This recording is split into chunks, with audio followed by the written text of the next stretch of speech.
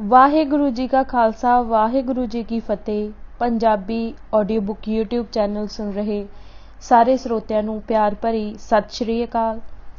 ਅੱਜ ਅਸੀਂ सिख इतिहास किताब ਦਾ अगला भाग पढ़न जा रहे हाँ। लेखक खुशवंत सिंह, पन्ना नंबर 169। पंजाब विच मार्शल ला। ਰੋਲਟ ਐਕਟ ਵਿਰੁੱਧ ਹੜਤਾਲ ਤੇ ਕਾਲੇ ਝੰਡੀਆਂ ਨਾਲ ਪੰਜਾਬ ਦੇ ਬਹੁਤ ਸ਼ਹਿਰਾਂ ਵਿੱਚ ਜਲੂਸ ਕੱਢੇ ਗਏ ਤੇ ਕਈ ਸ਼ਹਿਰਾਂ ਵਿੱਚ ਪੁਲਿਸ ਨੇ ਸ਼ਾਂਤਮਈ ਵਿਰੋਧ ਕਰਨ ਵਾਲਿਆਂ ਨੂੰ ਸਖਤੀ ਨਾਲ ਖਿੰਡਾ ਦਿੱਤਾ। ਜਲਿਆਂਵਾਲਾ ਬਾਗ ਦੀ ਘਟਨਾ ਮਗਰੋਂ ਵਿਖਾਵੇ ਬਹੁਤ ਹਿੰਸਕ ਰੂਪ ਧਾਰਨ ਕਰ ਗਏ। ਪੁਲ, ਡਾਕਖਾਨੇ ਤੇ ਹੋਰ ਜਨਤਕ ਥਾਵਾਂ ਸਾੜੀਆਂ ਗਈਆਂ, ਤਾਰਾਂ ਤੇ ਟੈਲੀਫੋਨ ਲਾਈਨਾਂ ਕੱਟ ਦਿੱਤੀਆਂ ਗਈਆਂ, ਰੇਲਵੇ ਪਟੜੀਆਂ ਉਖਾੜ ਦਿੱਤੀਆਂ ਗਈਆਂ ਤੇ ਮੋਰਿਆਂ ਤੇ ਹਮਲੇ ਕੀਤੇ ਗਏ। ਫੌਜ ਨੇ ਸ਼ਾਸਨ ਦਾ ਪ੍ਰਬੰਧ ਸੰਭਾਲ ਲਿਆ ਤੇ ਬਚਿਆ ਖੁਚਿਆ ਸਿਵਲ ਪ੍ਰਸ਼ਾਸਨ ਵੀ ਠੱਪ ਹੋ ਗਿਆ। ਜਨਰਲ ਡਾਇਰ ਦੀ ਅੰਮ੍ਰਿਤਸਰ ਵਿੱਚ ਕਾਰਵਾਈ ਨੇ ਸਾਰੇ ਪ੍ਰਾਂਤ ਲਈ ਡਾਇਰਾ ਰੱਖੀ ਭਾਵ ਡਾਇਰਵਾਦ ਦੀ ਪ੍ਰਵਿਰਤੀ ਦਾ ਮੁੱਢ ਬੰਨ੍ਹ ਦਿੱਤਾ। ਉਸ ਨੇ ਸ਼ਹਿਰ ਦਾ ਪਾਣੀ ਤੇ ਬਿਜਲੀ ਬੰਦ ਕਰ ਦਿੱਤੀ। ਜਿਸ ਗਲੀ ਵਿੱਚ ਈਸਾਈ ਪਾਦਰੀ ਇਸਤਰੀ ਤੇ ਹਮਲਾ ਹੋਇਆ ਸੀ, ਉਸ ਗਲੀ ਵਿੱਚੋਂ ਗੁਜ਼ਰਨ ਵਾਲਿਆਂ ਨੂੰ ਰੀਂਗਣ ਲਈ ਮਜਬੂਰ ਕੀਤਾ ਗਿਆ। ਲੋਕਾਂ ਨੂੰ ਬਿਨਾਂ ਮੁਕੱਦਮੇ ਦੇ ਕੋੜੇ ਮਾਰੇ ਗਏ। ਯੂਰਪੀਨਾਂ ਤੋਂ ਬਿਨਾਂ ਬਾਕੀਆਂ ਦੇ ਸਾਈਕਲ, ਗੱਡੇ ਤੇ ਕਾਰਾਂ ਜ਼ਬਤ ਕਰ ਲਏ ਗਏ।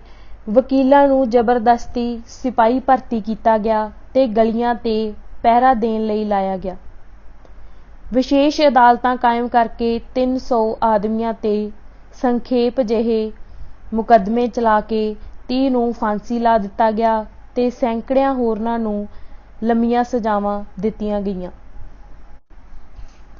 ਲਾਹੌਰ ਨੇ ਅੰਮ੍ਰਿਤਸਰ ਨਾਲੋਂ ਵੀ ਵਧੇਰੇ ਕਸ਼ਟ ਵੇਖੇ। ਫੌਜੀ ਪ੍ਰਬੰਧਕ ਨੇ ਦੁਕਾਨਦਾਰਾਂ ਨੂੰ ਹੁਕਮ ਦਿੱਤਾ ਕਿ ਉਹ ਦੁਕਾਨਾਂ ਖੋਲ੍ਹਣ, ਨਹੀਂ ਤਾਂ ਗੋਲੀ ਮਾਰ ਦਿੱਤੀ ਜਾਵੇਗੀ ਤੇ ਫਿਰ ਉਹਨਾਂ ਨੇ ਗੋਦਾਮ ਮੁਫਤ ਹੀ ਜਨਤਾ ਵਿੱਚ ਵੰਡ ਦਿੱਤੇ। 2 ਤੋਂ ਵੱਧ ਆਦਮੀ ਇੱਧਰ ਉੱਧਰ ਨਹੀਂ ਜਾ ਸਕਦੇ ਸਨ। ਅੰਗਰੇਜ਼ ਸੈਨਿਕਾਂ ਲਈ ਬਿਜਲੀ ਦੇ ਪੱਖੇ ਤੇ ਬਿਜਲੀ ਦਾ ਹੋਰ ਸਮਾਨ ਜਬਰੀ ਲੈ ਲਿਆ ਗਿਆ। ਬਾਦਸ਼ਾਹੀ ਮਸੀਤ ਜਿੱਥੇ ਜਲਸਾ ਹੋਇਆ ਸੀ, ਜੁਮੇ ਦੀ ਨਮਾਜ਼ ਤੋਂ ਬਿਨਾਂ ਬੰਦ ਕਰ ਦਿੱਤੀ ਗਈ। ਕਈ ਦਿਨ ਜਨਤਕ ਤੌਰ ਤੇ ਕੋੜੇ ਮਾਰੇ ਜਾਂਦੇ ਰਹੇ। ਪੜ੍ਹੇ ਲਿਖੇ ਵਰਗਾਂ ਤੇ ਖਾਸ ਨਜ਼ਰ ਰੱਖੀ ਗਈ। ਲਾਹੌਰ ਦੇ ਕਈ ਕਾਲਜਾਂ ਦੇ ਵਿਦਿਆਰਥੀਆਂ ਨੂੰ, ਜਿਨ੍ਹਾਂ ਵਿੱਚੋਂ ਕਈਆਂ ਦੇ ਕਾਲਜ 4 ਮੀਲ ਦੀ ਦੂਰੀ ਤੇ ਸਨ, 4 ਵਾਰ ਹਾਜ਼ਰੀ ਦੇਣ ਦਾ ਹੁਕਮ ਦਿੱਤਾ ਗਿਆ।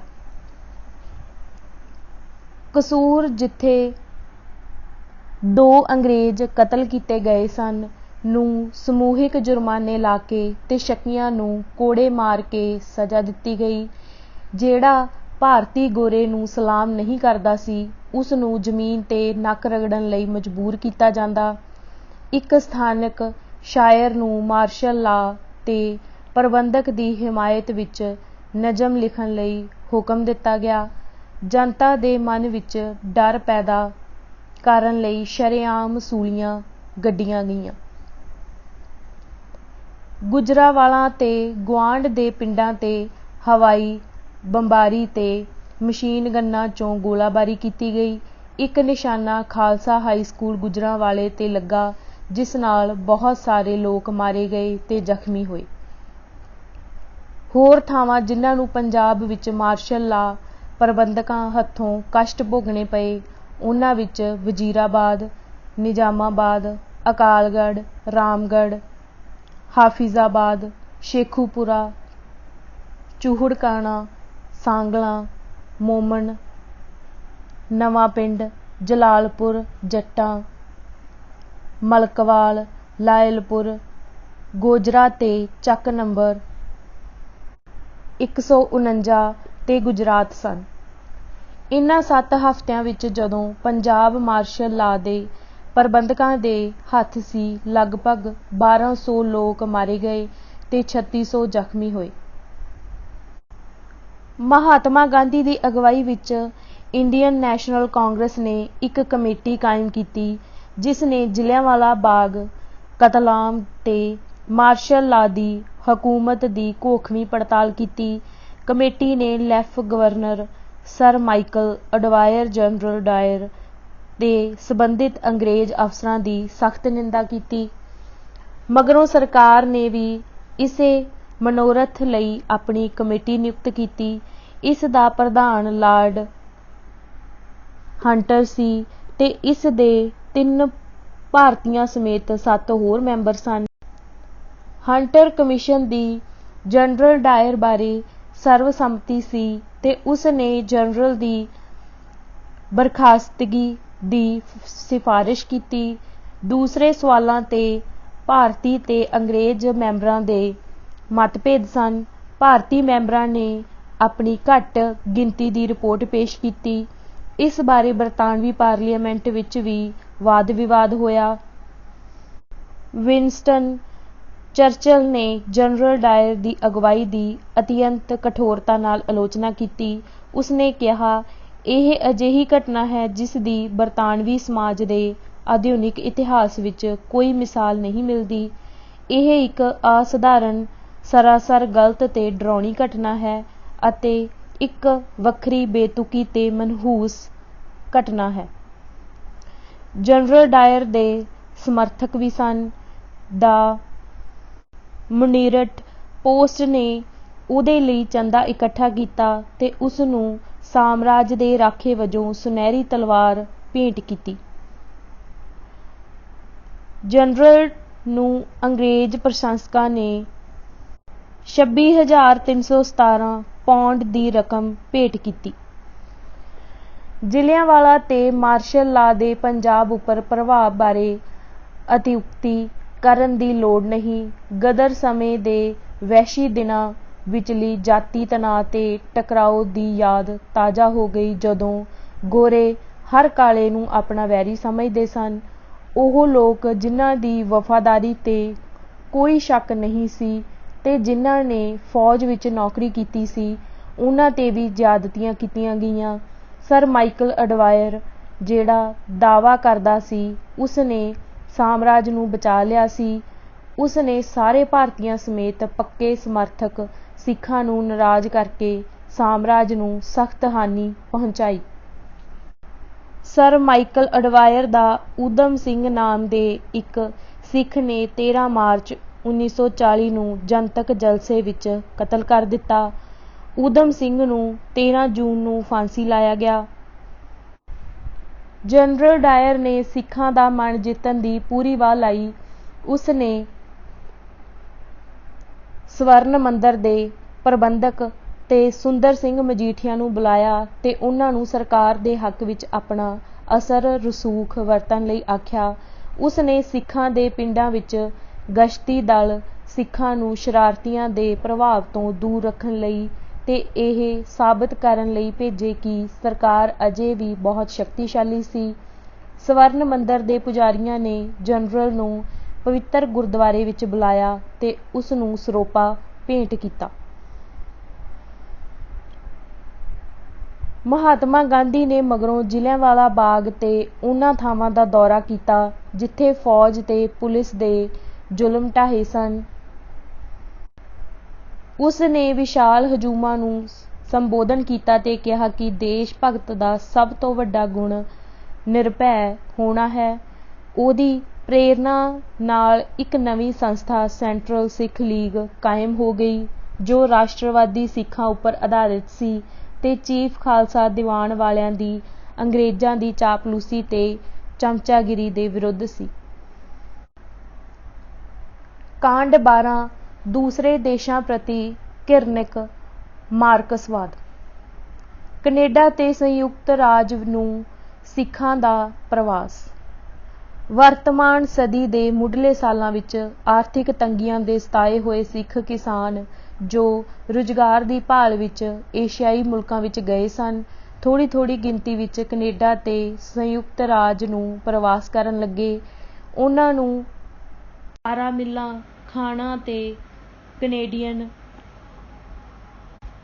ਪੈਸੀਫਿਕ ਰੇਲਵੇ ਦੀਆਂ ਰੇਲ ਪਟੜੀਆਂ ਵਿਛਾਉਣ ਦਾ ਰੁਜ਼ਗਾਰ ਮਿਲ ਗਿਆ। ਭਾਵੇਂ ਉਹਨਾਂ ਦੀ ਮਜ਼ਦੂਰੀ ਗੋਰੇ ਮਜ਼ਦੂਰਾਂ ਨਾਲੋਂ ਘੱਟ ਸੀ, ਫਿਰ ਵੀ ਉਹ ਘਰ ਭੇਜਣ ਲਈ ਕਾਫੀ ਰੁਪਏ ਬਚਾ ਲੈਂਦੇ ਸਨ ਤੇ ਉਹ ਆਪਣੇ ਰਿਸ਼ਤੇਦਾਰਾਂ ਤੇ ਮਿੱਤਰਾਂ ਨੂੰ ਉਹਨਾਂ ਕੋਲ ਆਉਣ ਵਾਲਿਆਂ ਲਈ ਉਤਸ਼ਾਹਿਤ ਕਰਦੇ ਸਨ। 1906 ਦੀ ਪਤਝੜ ਰੁੱਤ ਸਮੇਂ ਵੈਨਕੂਵਰ ਵਿੱਚ ਜਾਂ ਆਸ-ਪਾਸ 1500 ਸਿੱਖ ਕਾਮੇ ਸਨ। ਅਗਲੇ ਕੁਝ ਸਾਲਾਂ ਵਿੱਚ 5000 ਹੋਰ ਸਿੱਖ ਬ੍ਰਿਟਿਸ਼ ਕੋਲੰਬੀਆ ਵਿੱਚ ਦਾਖਲ ਹੋ ਗਏ।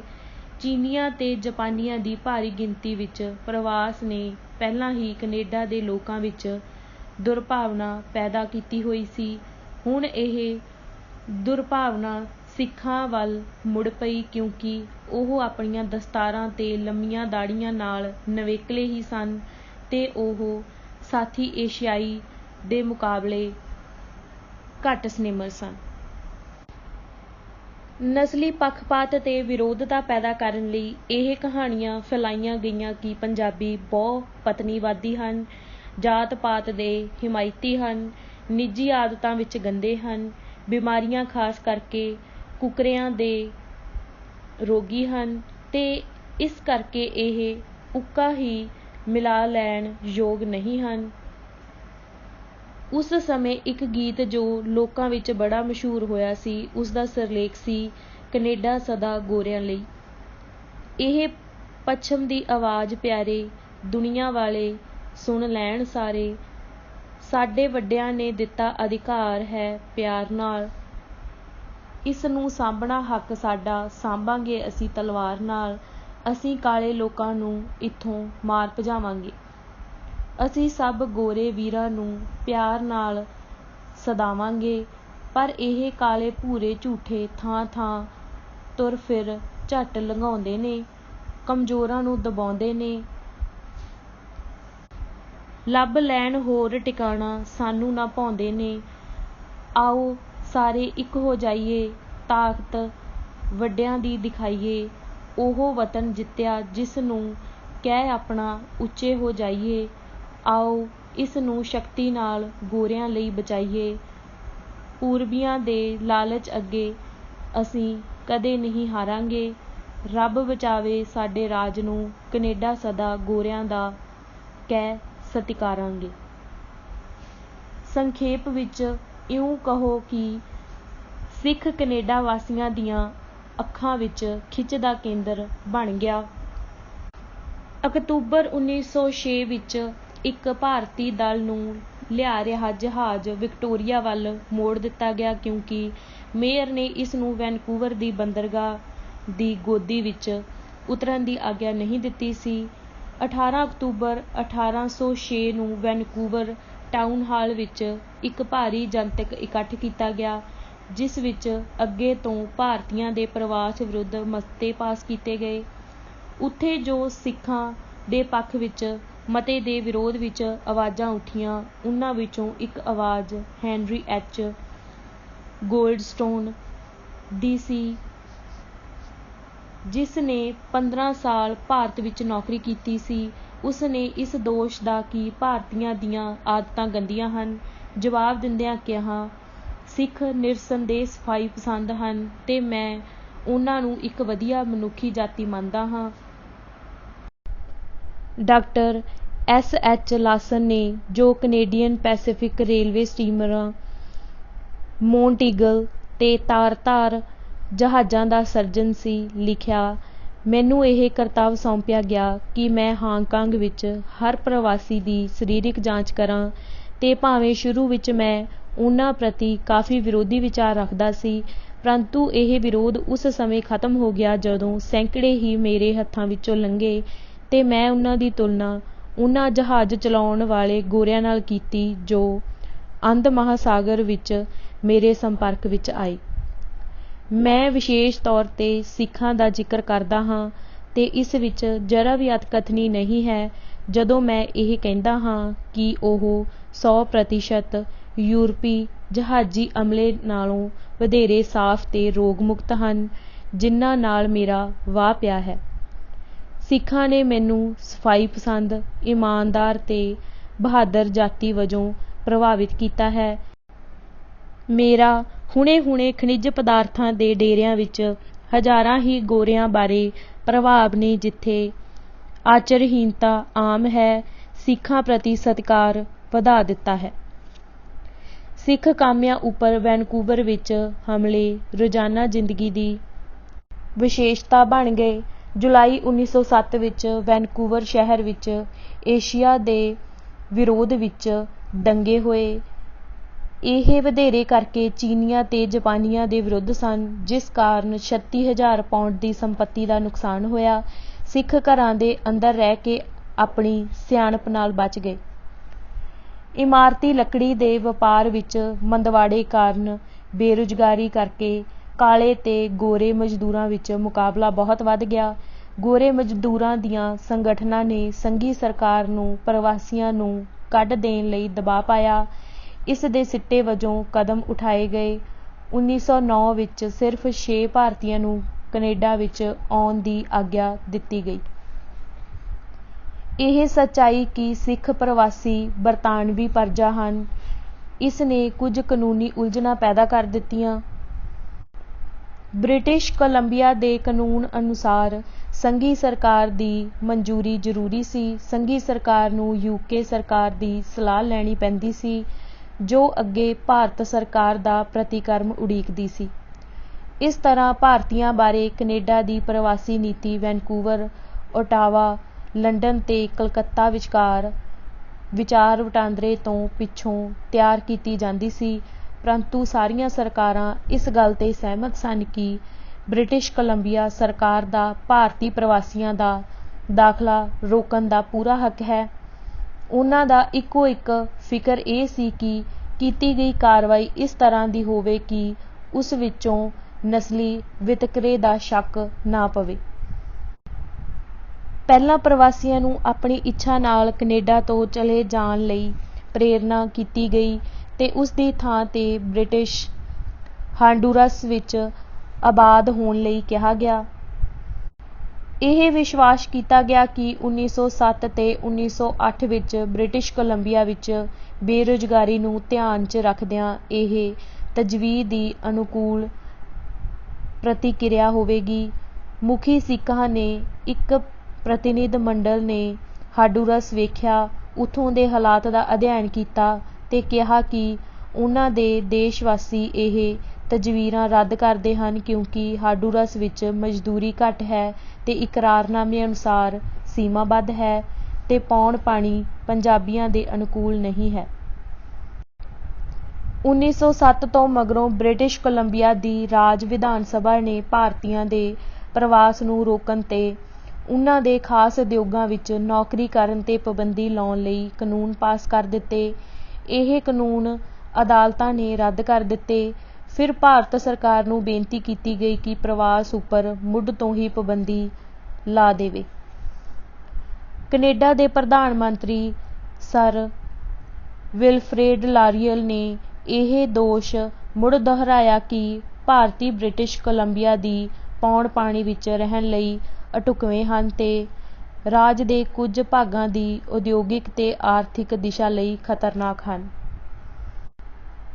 ਆਰਡਨ ਇਨ ਕੌਂਸਲ 2 ਮਾਰਚ 1808 ਸਰ ਵਿਲਫਰੇਡ ਨੇ ਭਾਰਤ ਦੇ ਵਾਇਸਰਾਏ ਲਾਰਡ ਮਿੰਟੋ ਨੂੰ ਲਿਖੇ ਇੱਕ ਪੱਤਰ ਵਿੱਚ ਕਿਹਾ, ਅਜੀਬ ਗੱਲ ਹੈ ਕਿ ਸਾਡੇ ਲੋਕ ਭਾਰਤੀਆਂ ਨੂੰ ਚੀਨੀਆਂ ਨਾਲੋਂ ਵੀ ਵਧੇਰੇ ਮਾੜਾ ਸਮਝਦੇ ਹਨ।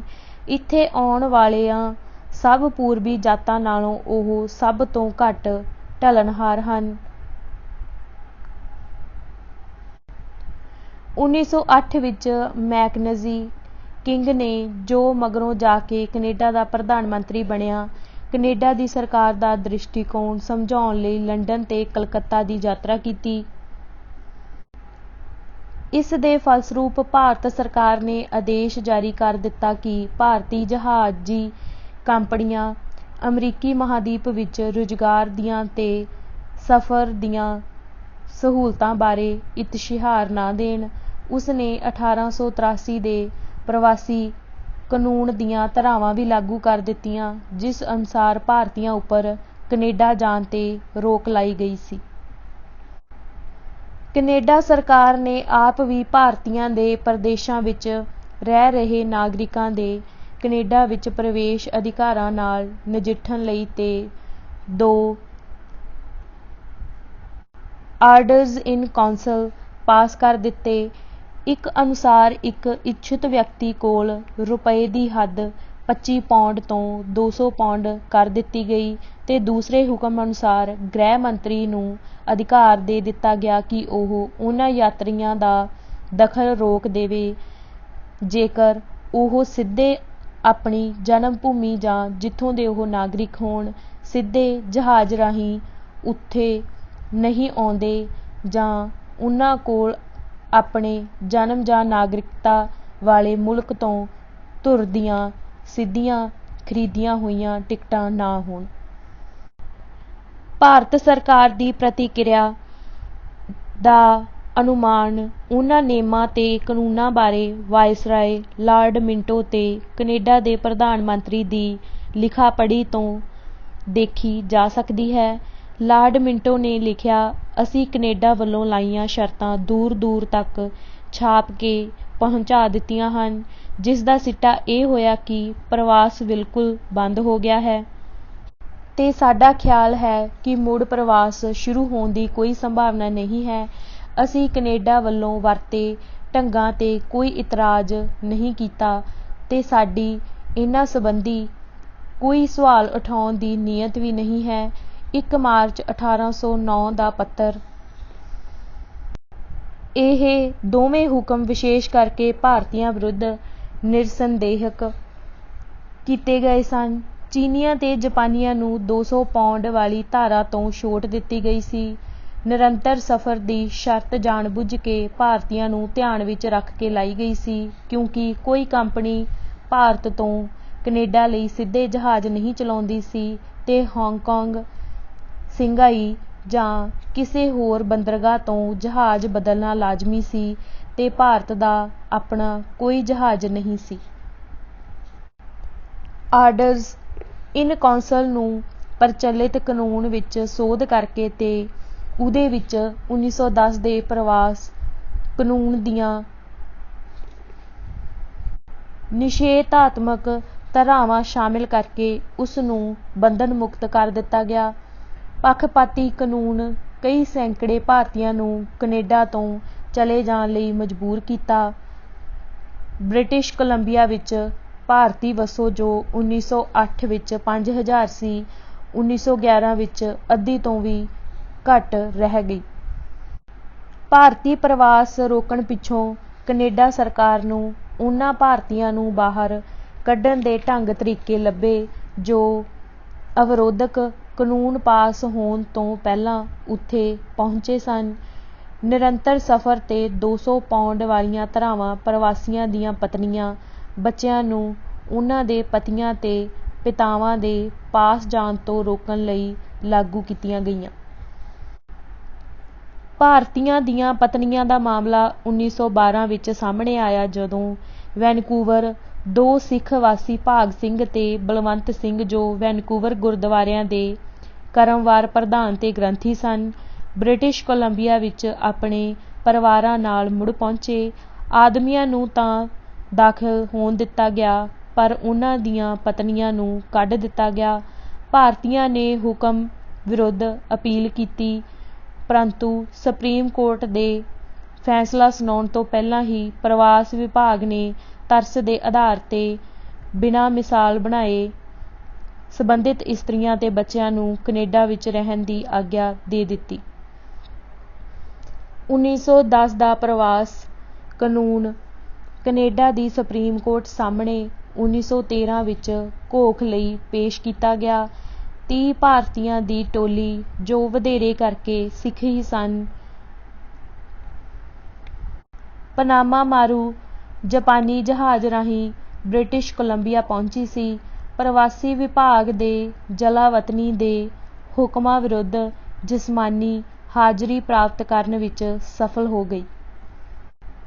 ਫੈਸਲਾ ਸੁਣਾਏ ਜਾਣ ਦੇ 2 ਹਫ਼ਤਿਆਂ ਅੰਦਰ ਹੀ ਕੈਨੇਡਾ ਦੀ ਸਰਕਾਰ ਨੇ ਇੱਕ ਨਵਾਂ ਆਰਡਰ ਇਨ ਕੌਂਸਲ ਜਾਰੀ ਕਰ ਦਿੱਤਾ ਜਿਸ ਰਾਹੀਂ ਬ੍ਰਿਟਿਸ਼ ਕੋਲੰਬੀਆ ਦੀ ਕਿਸੇ ਵੀ ਬੰਦਰਗਾਹ ਵਿੱਚ ਸੁਰੱਖਿਅਤ ਜਾਂ ਅਣਸੁਰੱਖਿਅਤ ਸ਼ਿਲਪਕਾਰ ਜਾਂ ਮਜ਼ਦੂਰ ਦੇ ਆਉਣ ਦੀ ਮਨਾਹੀ ਕਰ ਦਿੱਤੀ।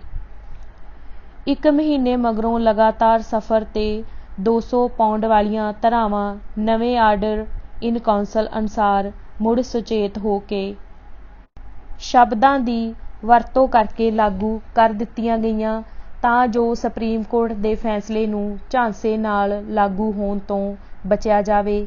ਕੈਨੇਡਾ ਦਾ ਦਾਖਲਾ ਪੂਰੀ ਤਰ੍ਹਾਂ ਅਦਿੱਖ ਸਿਆਹੀ ਨਾਲ ਲਿਖ ਕੇ ਦਰਵਾਜ਼ੇ ਤੇ ਚਿਪਕਾ ਦਿੱਤਾ, ਭਾਰਤੀਓ ਬਾਹਰ ਹੀ ਰਹੋ।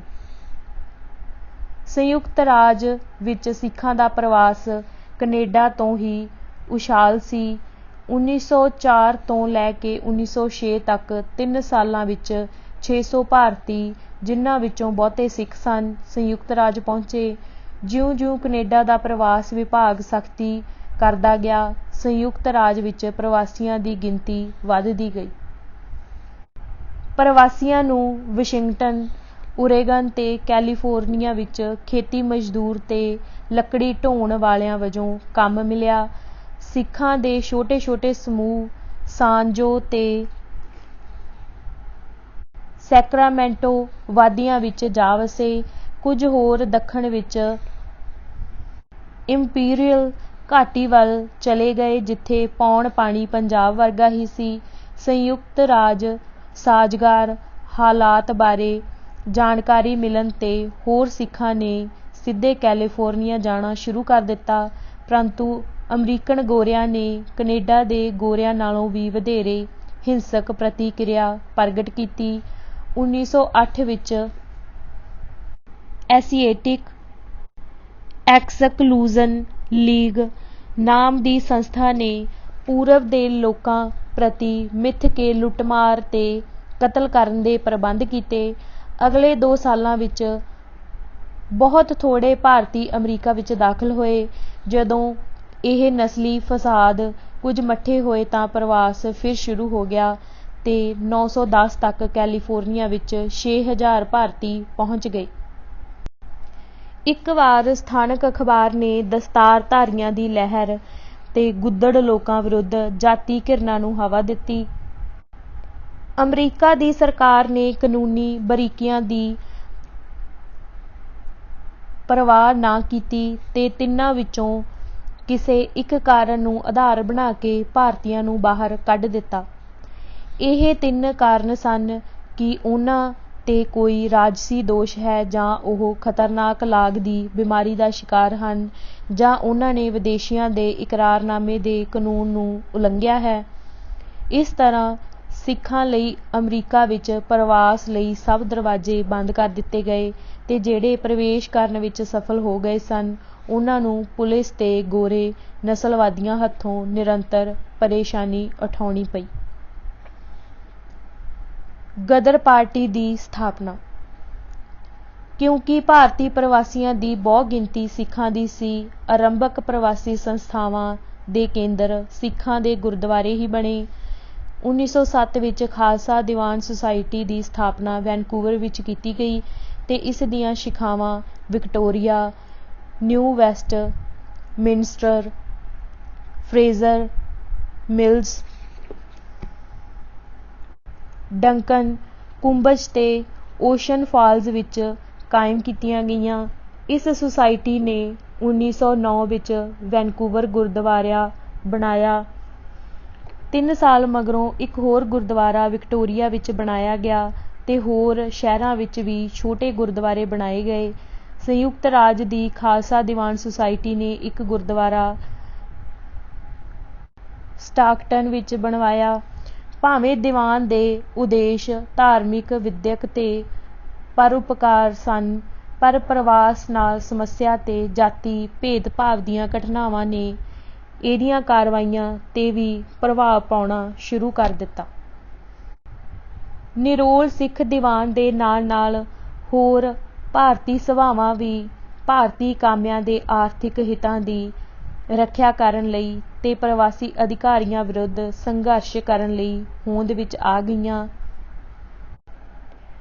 ਯੂਨਾਈਟਿਡ ਇੰਡੀਆ ਲੀਗ ਵੈਨਕੂਵਰ ਵਿੱਚ ਕਾਰਜਸ਼ੀਲ ਸੀ ਤੇ ਹਿੰਦੁਸਤਾਨੀ ਐਸੋਸੀਏਸ਼ਨ ਪੈਸੀਫਿਕ ਸਾਹਿਲ ਤੇ ਅਸਟੋਰੀਆ ਵਿੱਚ ਕਾਇਮ ਕੀਤੀ ਗਈ, ਕਿਉਂਕਿ ਗੁਰਦੁਆਰੇ ਹੀ ਅਜਿਹੀਆਂ ਥਾਵਾਂ ਸਨ ਜਿੱਥੇ ਭਾਰਤੀ ਇਕੱਠੇ ਹੋ ਕੇ ਮਿਲ ਸਕਦੇ ਸਨ ਤੇ ਸਮਾਗਮ ਕਰ ਸਕਦੇ ਸਨ। ਇਸ ਲਈ ਉਹ ਰਾਜਸੀ ਗਤੀਵਿਧੀਆਂ ਹੰਗਾਮਿਆਂ ਦੇ ਕੇਂਦਰ ਬਣ ਗਏ। ਸਿੱਖ ਦੀਵਾਨ ਤੇ ਹੋਰ ਸੰਸਥਾਵਾਂ ਨੇ ਗੁਰਮੁਖੀ, ਉਰਦੂ ਤੇ ਅੰਗਰੇਜ਼ੀ ਵਿੱਚ ਛੋਟੇ ਆਕਾਰ ਦੇ ਅਖਬਾਰ ਕੱਢਣੇ ਸ਼ੁਰੂ ਕਰ ਦਿੱਤੇ। ਜ਼ਿਆਦਾ ਸਿੱਖ ਪ੍ਰਵਾਸੀ ਸਾਬਕਾ ਫੌਜੀ ਜਾਂ ਪੁਲਿਸ ਦੇ ਸਿਪਾਹੀ ਸਨ, ਜਿਨ੍ਹਾਂ ਲਈ ਤਾਜ ਦੀ ਵਫ਼ਾਦਾਰੀ ਧਰਮ ਸਿਧਾਂਤ ਵਾਂਗ ਹੀ ਸੀ।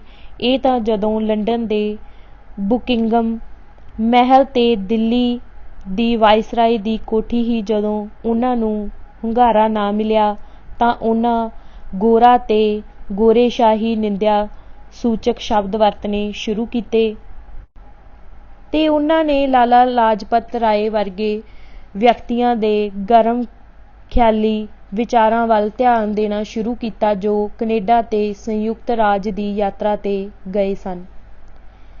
ਕੈਲੀਫੋਰਨੀਆ ਵਿੱਚ ਦਿੱਲੀ ਤੋਂ ਆਇਆ ਹਰਦਿਆਲ, ਜੋ ਸਟੈਨਫੋਰਡ ਯੂਨੀਵਰਸਿਟੀ ਵਿੱਚ ਲੈਕਚਰਾਰ ਸੀ, ਕੁਝ ਸਮੇਂ ਲਈ ਪ੍ਰਵਾਸੀ ਭਾਰਤੀਆਂ ਦਾ ਸਿਆਸੀ ਸਲਾਹਕਾਰ ਬਣਿਆ। ਇੱਕ ਦੋਹਰੀ ਅਗਵਾਈ ਉੱਭਰੀ, ਪਰ ਪ੍ਰਭਾਵਸ਼ਾਲੀ ਤੇ ਅਸਲੀ ਕੰਟਰੋਲ ਵਧੇਰੇ ਕਰਕੇ ਅਨਪੜ੍ਹ ਸਿੱਖ ਕਾਮਿਆਂ ਦੇ ਹੱਥ ਵਿੱਚ ਹੀ ਰਿਹਾ, ਕਿਉਂਕਿ ਪ੍ਰਵਾਸੀਆਂ ਨੂੰ ਵਕੀਲਾਂ ਤੇ ਸਰਕਾਰੀ ਵਿਭਾਗਾਂ ਨਾਲ ਵਾਹ ਪੈਂਦਾ ਸੀ। ਉਹਨਾਂ ਨੂੰ ਅਜਿਹੇ ਪ੍ਰਤੀਨਿਧਾਂ ਦੀ ਜ਼ਰੂਰਤ ਸੀ ਜੋ ਅੰਗਰੇਜ਼ੀ ਬੋਲ ਸਕਦੇ। ਹਿੰਦੂ ਬੁੱਧੀਜੀਵੀਆਂ ਤੇ ਸਿੱਖ ਕਾਮਿਆਂ ਵਿੱਚ ਮਤਭੇਦ ਅਟੱਲ ਸਨ। ਸਿੱਖ ਹਿੰਦੂਆਂ ਨੇ ਅੰਗਰੇਜ਼ੀ ਬੋਲਦੇ ਬਾਬੂ ਕਹਿ ਕੇ ਨਫ਼ਰਤ ਕਰਦੇ ਸਨ, ਜਿਨ੍ਹਾਂ ਵਿੱਚ ਨਿਸ਼ਚੇ ਨਾਲ ਡਟੇ ਰਹਿਣ ਦਾ ਹੌਸਲਾ ਨਹੀਂ ਸੀ। ਹਿੰਦੂ ਸਿੱਖਾਂ ਪ੍ਰਤੀ ਉਹ ਨਫ਼ਰਤ ਪ੍ਰਗਟ ਕਰਦੇ ਸਨ ਜਿਵੇਂ ਵਕੀਲ ਆਮ ਤੌਰ ਤੇ ਆਪਣੇ ਗੰਵਾਰ ਸਾਇਲਾਂ ਜਾਂ ਗਾਹਕਾਂ ਨਾਲ ਕਰਦੇ ਹਨ।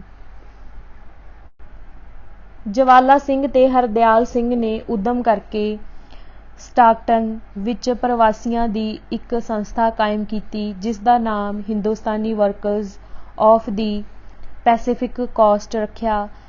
ਉਸ ਸਮੇਂ ਸੋਹਣ ਸਿੰਘ ਭਕਨਾ, ਜੋ ਉਸ ਸਮੇਂ ਓਰੇਗਨ ਦੀ ਆਰਾ ਮਿਲ ਵਿੱਚ ਕੰਮ ਕਰਦਾ ਸੀ, ਤੇ ਹਰਦਿਆਲ ਕਰਮਵਾਰ ਪ੍ਰਧਾਨ ਤੇ ਸਕੱਤਰ ਚੁਣੇ ਗਏ। ਜਵਾਲਾ ਸਿੰਘ ਪਿਛੋਕੜ ਵਿੱਚ ਰਿਹਾ, ਪਰੰਤੂ ਸਾਰਾ ਪੈਸਾ ਉਸਨੇ ਹੀ ਦਿੱਤਾ ਤੇ ਭਾਰਤੀ ਵਿਦਿਆਰਥੀਆਂ ਨੂੰ ਵਜ਼ੀਫੇ ਦੇਣ ਲਈ ਧਨ ਵੀ ਉਸਨੇ ਦਿੱਤਾ। ਇਸ ਪਾਰਟੀ ਨੇ ਸਾਨ ਫਰਾਂਸਿਸਕੋ ਵਿੱਚ ਆਪਣਾ ਨਿਵਾਸ ਸਥਾਨ ਖਰੀਦ ਲਿਆ ਤੇ ਉੱਥੋਂ ਉਰਦੂ ਵਿੱਚ ਹਫ਼ਤਾਵਾਰ ਗਦਰ ਛਾਪਣਾ ਸ਼ੁਰੂ ਕਰ ਦਿੱਤਾ, ਜੋ ਮਗਰੋਂ ਕਈ ਭਾਰਤੀ ਭਾਸ਼ਾਵਾਂ ਵਿੱਚ ਛਾਪਿਆ ਜਾਣ ਲੱਗਾ। ਪਰ ਸਭ ਤੋਂ ਵੱਡਾ ਪਰਚਾ ਗੁਰਮੁਖੀ ਵਿੱਚ ਕੱਢਿਆ ਗਿਆ। ਉਸ ਮਗਰੋਂ ਪਾਰਟੀ ਗਦਰ ਪਾਰਟੀ ਦੇ ਨਾਮ ਨਾਲ ਮਸ਼ਹੂਰ ਹੋ ਗਈ। ਅਖਬਾਰ ਦੇ ਪਹਿਲੇ ਅੰਕ ਵਿੱਚ ਹੀ ਇਸਨੇ ਆਪਣਾ ਉਦੇਸ਼ ਇਨ੍ਹਾਂ ਸ਼ਬਦਾਂ ਵਿੱਚ ਸਪਸ਼ਟ ਕਰ ਦਿੱਤਾ: ਅੱਜ ਦੇ ਦਿਨ ਵਿਦੇਸ਼ੀ ਧਰਤੀ ਤੇ ਪਰ ਆਪਣੇ ਮੁਲਕ ਦੀ ਭਾਸ਼ਾ ਵਿੱਚ ਬਰਤਾਨਵੀ ਰਾਜ ਵਿਰੁੱਧ ਜੰਗ ਸ਼ੁਰੂ ਕਰ ਦਿੱਤੀ ਹੈ। ਸਾਡਾ ਨਾਮ ਕੀ ਹੈ? ਗਦਰ। ਸਾਡਾ ਕੰਮ ਕੀ ਹੈ? ਗਦਰ। ਗਦਰ ਕਿੱਥੋਂ ਹੋਵੇਗਾ? ਹਿੰਦੁਸਤਾਨ ਵਿੱਚ। ਉਹ ਸਮਾਂ ਛੇਤੀ ਹੀ ਆਵੇਗਾ ਜਦੋਂ ਰਫਲਾਂ ਤੇ ਲਹੂ ਕਲਮ ਤੇ ਸਿਆਹੀ ਦੀ ਥਾਂ ਲੈਣਗੇ। ਪਰਚੇ ਦੇ ਪਹਿਲੇ ਪੰਨੇ ਤੇ ਹੇਠਲੇ ਪਾਸੇ ਸ਼ਬਦ ਸੰਕੇਤ ਸੀ: ਬਰਤਾਨਵੀ ਸਰਕਾਰ ਦਾ ਦੁਸ਼ਮਣ।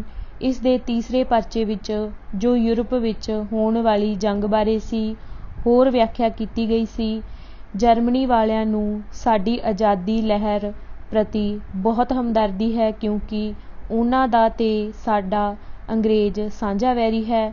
ਭਵਿੱਖ ਵਿੱਚ ਜਰਮਨੀ ਨੂੰ ਸਾਥੋਂ ਸਹਾਇਤਾ ਮਿਲੇਗੀ ਤੇ ਉਹ ਸਾਨੂੰ ਬਹੁਤ ਸਹਾਇਤਾ ਦੇ ਸਕਦਾ ਹੈ।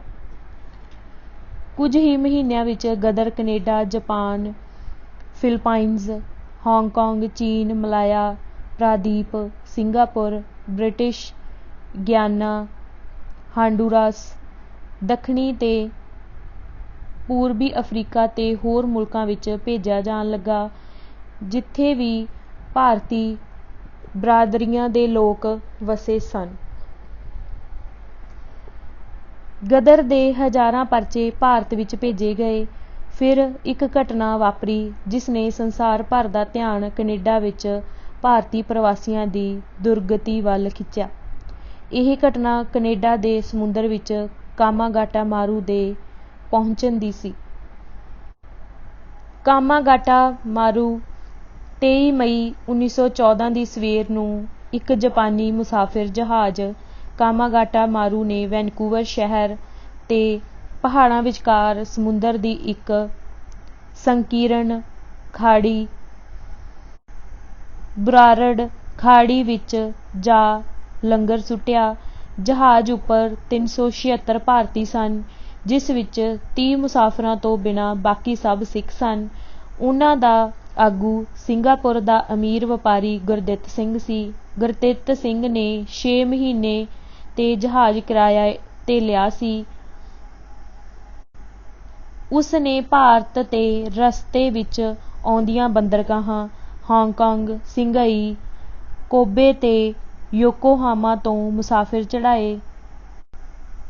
ਕਾਮਾਗਾਟਾ ਮਾਰੂ ਦੇ ਆਉਣ ਨੂੰ ਬ੍ਰਿਟਿਸ਼ ਕੋਲੰਬੀਆ ਦੇ ਅਖਬਾਰ ਵਿੱਚ ਪੂਰਬੀ ਲੋਕਾਂ ਦਾ ਸ਼ਿੱਦਤ ਭਰਪੂਰ ਹਮਲਾ ਕਿਹਾ ਗਿਆ।